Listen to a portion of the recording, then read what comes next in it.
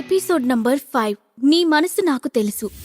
తన ముందే స్వప్నలోక్ మీడియా కొత్త సీఈఓ గురించి మాట్లాడుకుంటున్న ముక్తాదేవి స్వరూప్లను చూసి తనలో తాను నవ్వుకున్నాడు సాగర్.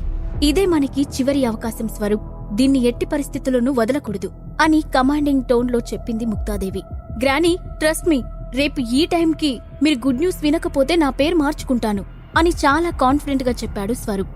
ముక్తాదేవితో ఏదో చెప్పాలని అఖిల తనలో తాను మదన పడిపోతుంది. కాని ఆమె ముందు నోరు తెరిచి ధైర్యంగా మాట్లాడే సాహసం చేయడం లేదు. అది గమనించిన సాగర్ అఖిల ఫేస్ లోకి సూటిగా చూస్తూ, అఖిల ఏమైంది, ఎందుకు టెన్షన్ గా కనిపిస్తున్నావు అని అనుకుంటూ కనుబొమ్మలు ఎగిరేసి ఏంటి విషయం అని సైగల ద్వారా అడిగాడు సాగర్. నథింగ్, లైట్ తీసుకో అన్నట్లు చూసింది అఖిల. నిజానికి స్వరూప్ ప్లేస్ లో స్వప్నలోక్ మీడియా కొత్త సీఈఓని కలవడానికి తాను వెళ్లాలి అనుకుంటుంది అఖిల. ఆ మీడియాతో టైఅప్ అయితే ముక్తా గ్రూప్ కి సబ్ కంపెనీగా ఉన్న తన అఖిల సొల్యూషన్స్ కంపెనీకి కూడా ఇన్వెస్టర్స్ ఈజీగా దొరుకుతారు. అందుకే ఆ డీల్ ని తాను చేయాలని అనుకుంది. కానీ ముక్తాదేవి డెసిషన్ విన్న తర్వాత సైలెంట్ అయింది. ఆ తర్వాత కాసేపటికి అందరూ డిన్నర్ చేసిన తర్వాత ఎవరి ఇంటికి వాళ్ళు వెళ్లిపోయారు. ఇంటికి తిరిగి వచ్చిన శైలజ తన వెనకాల వస్తున్న అఖిల సాగర్లను చూస్తూ వీళ్ళిద్దరి మధ్య ఏం జరుగుతుందో అర్థం కావడం లేదు, కానీ ఏదో ఒకటి చేసి త్వరగా వారసుని పొందాలి. దీని గురించి అఖిల నాన్నగారికి నేను సమాధానం చెప్పలేకపోతున్నాను. ఆయన అబ్రాడ్ లో ఉండడం వల్ల వీళ్ళ మధ్య రిలేషన్ సరిగ్గా ఉందని అనుకుంటున్నారు. నేను కూడా నిజం చెప్పలేకపోతున్నాను. ఒకసారి సాగర్తో ఈ విషయం గురించి మాట్లాడాలి.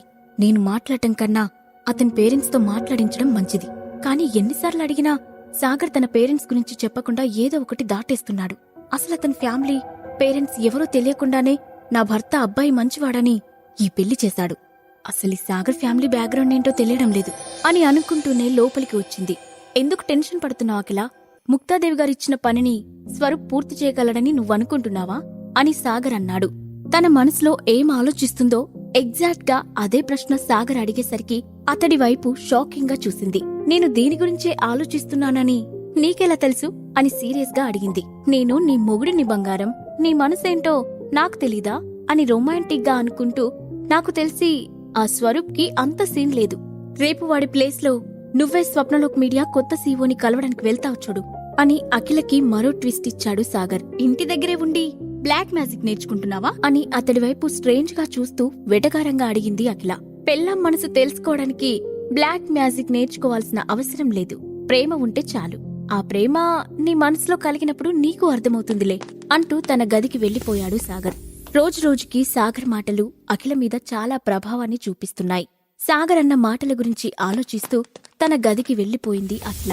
2 నిమిషాల తర్వాత సాగర్ గది దగ్గరికి వెళ్లిన శైలజ అతన్ని పిలిచి, సాగర్, మీ మామయ్య గారు మీ ఇద్దరికి పుట్టబోయే బిడ్డ కోసం ఎదురుచూస్తున్నారు.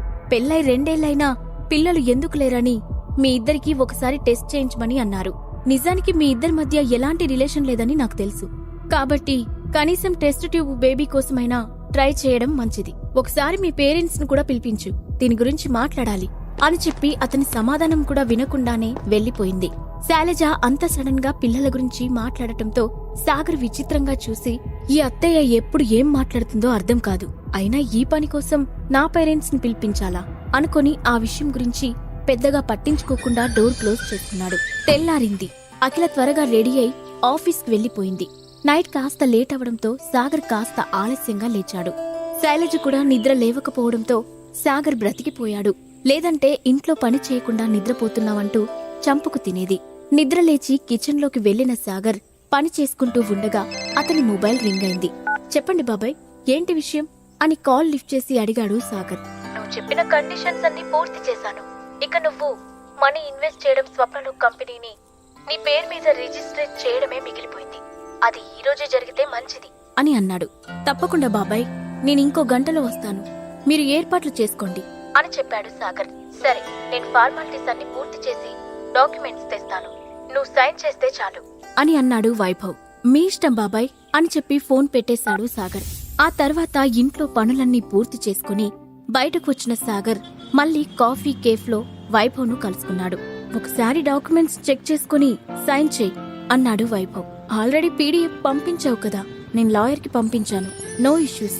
ఒకవేళ మీరు ఇష్యూ క్రియేట్ చేసినా ఎలా సాల్వ్ చేసుకోవాలో నాకు తెలుసు అని నవ్వుతూనే చెప్పి పేపర్స్ పై సంతకాలు పెట్టడం మొదలుపెట్టాడు సాగర్. అతని మాటలు విని తమపై నమ్మకం లేదని అర్థం చేసుకున్న వైభవ్, నువ్వు బాగా మారిపోయావు సాగర్, ఇంతకుముందు ఇలా ఉండేవాడివి కాదు అని అన్నాడు. సాగర్ తలెత్తకుండానే చిన్నగా నవ్వి, ఎప్పుడూ ఒకేలా ఉండటానికి నేను రాయిని కాదు కదా బాబాయ్, మనిషిని. అయినా నిజం చెప్పాలంటే నేను మారలేదు, నా చుట్టూ ఉన్న పరిస్థితులు నన్ను మార్చేశాయి అని చెప్పి పెన్ క్లోజ్ చేసి డాక్యుమెంట్ కాపీని వైభవ్ ముందుకు జరిపాడు. 3 ఏళ్ల క్రితం జరిగిన సంఘటనలను దృష్టిలో పెట్టుకునే సాగర్ అలా మాట్లాడుతున్నాడని అర్థం చేసుకున్న వైభవ్ ఇక దాని గురించి పొడిగించకుండా, సరే సాగర్, కానీ ఒకటి గుర్తుపెట్టుకో, నేను నీకు ఎప్పుడూ బాబాయ్నే, మనం ఎప్పటికీ ఒక ఫ్యామిలీనే అని అన్నాడు. ఆ మాటకు సాగర్ విరక్తిగా నవ్వి, ఈ మాటలన్నీ వద్దులే బాబాయ్, నేను మనీ ఇన్వెస్ట్ చేశాను, మీరు స్వప్నలోక్ రాసిచ్చారు, అంతే, ఈ రోజు నుండి నేను స్వప్నలోక్ను టేక్ ఓవర్ చేస్తాను అని చెప్పాడు. ఆ మాటకు వైభవ్ నిట్టూర్చి, సరే, నీకు స్వప్నలోక్లో ఏ ప్రాబ్లం వచ్చినా, ఏ అవసరం వచ్చినా వెంటనే కాల్ చేయి, అలాగే నీకు పర్సనల్ అసిస్టెంట్గా జాస్మిన్ అనే అమ్మాయిని ఏర్పాటు చేశాను, నువ్వు ఆఫీస్లో ఏం చేయాలో ఏం చేయకూడదో ఆమె అన్ని వివరంగా చెప్తుంది అన్నాడు వైభవ్. ఓకే, థ్యాంక్ యూ అని చెప్పి అక్కడి నుండి బయటకు వచ్చిన సాగర్ తన బండి మీదే డైరెక్ట్ గా ఆఫీస్కి బయలుదేరాడు. వైభవ్ డాక్యుమెంట్స్ ను ఒకసారి తృప్తిగా చూసుకుని పని పూర్తయిందని ముందు నాన్నకు చెప్పాలి అనుకుంటూ అక్కడి నుండి వెళ్లిపోయాడు. అరగంట తర్వాత Sagar scooter Swapnalok media main gate దగ్గర ఆగింది. ఆ ఆఫీస్ బిల్డింగ్ 5 అంతస్తుల్లో ఉంది. చుట్టుపక్కల ఉన్న బిల్డింగ్స్ అన్నీ దాని ముందు చాలా చిన్నగా కనిపిస్తున్నాయి. ఆఫీస్ బయట మార్కెట్లో ఉన్న అన్ని ఎక్స్పెన్సివ్ కార్లు ఉన్నాయి. అవి స్వప్నలోక్ మీడియాతో కొలాబరేట్ అయిన ఫేమస్ సెలబ్రిటీస్ కి సంబంధించినవి. వాటన్నింటినీ వింతగా చూస్తూ తన డొక్కు స్కూటర్ వైపు చూశాడు సాగర్. బ్రాండెడ్ బట్టలు వేసుకోలేదనో, కాస్ట్లీ వెహికల్లో రాలేదనో సాగర్ ఫీల్ అయ్యే టైపు కాదు. అందుకే తన డొక్కు స్కూటర్ కి ముద్దిచ్చి, థ్యాంక్స్ రా అబ్బాయి, త్వరగా తీసుకొచ్చావు అని అంటూ ఉండగా రెడ్ కలర్ ఫెరారీ కార్ వేగంగా వచ్చి సాగర్ స్కూటర్ ని ఢీకొట్టింది. డ్రైవర్ సడన్ బ్రేక్ వేయడంతో పెద్దగా డ్యామేజ్ ఏమీ జరగలేదు. యూ ఈడియట్, కళ్ళు కనిపించడం లేదా అని బయటకు వచ్చి పొగరుగా అడిగింది రేష్మ. ఆమెను చూసి ఒక్కసారిగా షాక్ అయిన సాగర్, రేష్మా, నువ్వేంటిక్కడా అని పైకి లేస్తూ అడిగాడు. హే, నా పేరెలా తెలుసు అని ఆశ్చర్యంగా అడిగింది రేష్మ. రేష్మా, నన్ను గుర్తుపట్టలేదా? మీ క్లాస్మేట్ సాగర్ని అని గుర్తు చేస్తున్నట్లుగా అన్నాడు సాగర్. అప్పుడు రేష్మ అతన్ని తేరిపారా చూసి, హో, నీ పేరు సాగర్ కదా, గుర్తుకొచ్చింది అని యాటిట్యూడ్గా సమాధానమిచ్చి, అయినా నువ్వేంటి దారికడ్డంగా ఈ డొక్కు స్కూటర్ వేసుకుని తిరుగుతున్నావు? అసలు నీలాంటి వాళ్ళని లోపలికెలా రానిచ్చారు అని అతడిని కింది నుంచి పై వరకు చూస్తూ అడిగింది. ఆ మాటల్లోనే ఆమెకి ఎంత పొగరు ఉందో కనిపిస్తుంది. ఇంతలో ఆమె కార్ డ్రైవర్ కిందకు దిగి కార్ కి స్క్రాచెస్ చూసి, మేడం, కార్ కి స్క్రాచెస్ పడ్డాయి అని రిపేర్ ఖర్చు గురించి భయపడుతూ అన్నాడు. అది చూసి రేష్మ ఆవేశంగా సాగర్ వైపు చూసి, ఛీ, నీ డొక్కు స్కూటర్ వల్ల ₹1 కోటి నా కార్ పాడైంది అని సాగర్ మీద అరిచింది. ఇంతలో ఆ అరుపులు విని, ఏంటిక్కడ గొడవ అని అంటూ వాళ్ళ దగ్గరికి వచ్చాడు అసిస్టెంట్ మేనేజర్ విక్రమ్. చూడండి విక్రమ్, వీడేం చేశాడో, అస్సలు ఇలాంటి వాళ్ళని లోపలికెందుకు రాణిస్తున్నారు అని కోపంగా అడిగింది రేష్మ. హాయ్ రేష్మ గారు, మీరు రీసెంట్ గా స్వప్నలోక్ మీడియాలో కాంట్రాక్ట్ సైన్ చేశారు కదా అని ఆమెను పలకరిస్తూనే ఇన్ఫర్మేషన్ అడిగాడు విక్రమ్. మీ మీడియాలో కాంట్రాక్ట్ కి సైన్ చేసిన వాళ్ళందరికీ మీరిలానే వెల్కమ్ చెప్తారా? మీరు త్వరగా వాడి మీద యాక్షన్ తీసుకోకపోతే విషయం చాలా సీరియస్ అవుతుంది, ముందే చెప్తున్నా అని వార్నింగ్ టోన్లో చెప్పింది రేష్మ. మీరు కొంచెం కూల్ అవ్వండి రేష్మ గారు అని చెప్పిన విక్రమ్ పక్కనే ఉన్న సాగర్ వైపు తిరిగి, రేయ్, ఎవడ్రా నువ్వు అన్నాడు. అదే సమయంలో అతడి చేతిలో ఉన్న స్కూటర్ని అతడి వాలకాన్ని చూసి, నిన్న మా సెక్యూరిటీ గార్డ్ మానేశాడు, కొంపదీసి వాడి ప్లేస్ లో వచ్చిన కొత్త సెక్యూరిటీ గార్డ్వా నువ్వు అని కోపంగా అడిగాడు విక్రమ్. సాగర్ వాళ్లకు ఎటువంటి సమాధానం చెప్పకుండా సైలెంట్ గా నుంచున్నాడు. వాళ్ళిద్దరికీ బుద్ధి చెప్పడానికి కరెక్ట్ టైం కోసం ఎదురు చూస్తున్నాడు. చెప్పరా, అడుగుతుంటే సమాధానం చెప్పకుండా దొంగకోళ్లు పట్టేవాడిలా అలా చూస్తావేంటి అని తన స్లీవ్స్ ని వెనక్కి మడుస్తూ అడిగాడు విక్రమ్. వాడి వాలకని చూస్తుంటే అర్థం కావడం లేదా? సెక్యూరిటీ గార్డ్ అని వెంటనే అతన్ని ఉద్యోగం నుంచి తీసేయ్, లేదంటే నేనిక్కడి నుంచి వెళ్లిపోతాను అని కోపంతో ఊగిపోతూ అంది రేష్మ. సాగర్ తన క్లాస్మేట్ అని తెలిసినా కూడా ఆమె యాటిట్యూడ్ లో కొంచెం కూడా మార్పు లేదు. పైగా అతన్ని మరింత అసహ్యంగా చూసింది రేష్మ. యు ఆర్ ఫైర్డ్, వెంటనే ఇక్కడి నుంచి వెళ్లిపో, లేదంటే పోలీసుల్ని పిలవాల్సి వస్తుంది అని సీరియస్ గా అన్నాడు విక్రమ్. వాట్? నీకు నన్ను ఫైర్ చేసే రైట్ ఉందా? నువ్వు జస్ట్ అసిస్టెంట్ మాత్రమే, నీకు మందలించే రైట్ ఉందేమో కానీ ఉద్యోగం నుంచి తీసేసే రైట్ లేదు అని పొగరుగా సమాధానమిచ్చాడు సాగర్. చూసావా వాడి పొగరు? అని రేష్మ పళ్ళు కొరుకుతూ అంది. ఇంతలో వాళ్ళ అరుపులు విని అసలిక్కడేం జరుగుతుంది అంటూ రిసెప్షన్ నుంచి ఒక మిడిల్ ఏజ్డ్ ఉమెన్ బయటకు వస్తూ అంది. ఆమె పేరు శిల్ప. స్వప్నలోక్ మీడియాలో పబ్లిసిటీ డిపార్ట్మెంట్ కి జనరల్ మేనేజర్. అంతేకాకుండా రేష్మకి ఆంటీ కూడా.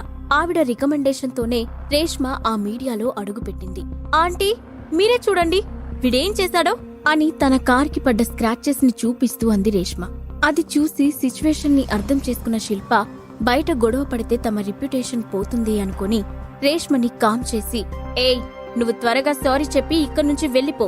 ఈ రోజు అసలే కొత్త సీఓ రాబోతున్నారు. నీలాంటి వాళ్ళని ఇక్కడ చూస్తే ఆయన చాలా పెద్ద శిక్ష వేస్తారు అని భయపెడుతూ అంది. ఏంటి సైలెంట్ గా ఉన్నానని మీ ముగ్గురు రెచ్చిపోతున్నారు? నా స్కూటర్ ముందుంటే వెనుకొచ్చిన కార్కి ఎలా యాక్సిడెంట్ చేస్తాను? సారీ చెప్పాల్సింది నేను కాదు, ఆమె అని గంభీరంగా అన్నాడు సాగర్. అతని మాటలకు శిల్ప కోపంతో ఊగిపోతూ, వాట్ ద హెల్, అసలు నీ గురించి నువ్వేమనుకుంటున్నావురా అని సాగర్ పైకి దూసుకెళ్ళింది. కాని ఇంతలో how dare you to talk like this to him అని శిల్పకి అడ్డుగా వచ్చి అంది జాస్మిన్. ఆమెను హఠాత్తుగా అక్కడ చూసిన శిల్ప వెంటనే ఆగిపోయి, జాస్మిన్, ఏంటి ఇలా మాట్లాడుతున్నావు? వాడేమైనా ఈ కంపెనీకి కొత్త సీఓనా? ఇంతలా భయపడిపోతున్నావు అని వెటకారంగా అడిగింది. అవును, ఆయనే మన కంపెనీకి వచ్చిన కొత్త సీఓ, మిస్టర్ సాగర్ అగ్నిహోత్రి అని జాస్మిన్ కోల్డ్ వాయిస్ తో చెప్పింది. అది వినగానే అక్కడ ఉన్న ముగ్గురికి గుండెలాగిపోయాయి. సాగర్ జీవితంలో వచ్చిన రేష్మ అతని జీవితంలో వచ్చే మార్పులకి కారణం కాగలదా? స్వప్నలోక్ మీడియాకి కొత్త సీఓ సాగరే అని అఖిల ఎప్పుడు తెలుసుకుంటుంది? ఈ ప్రశ్నలన్నింటికీ సమాధానం దొరకాలంటే నెక్స్ట్ ఎపిసోడ్ వినాల్సిందే.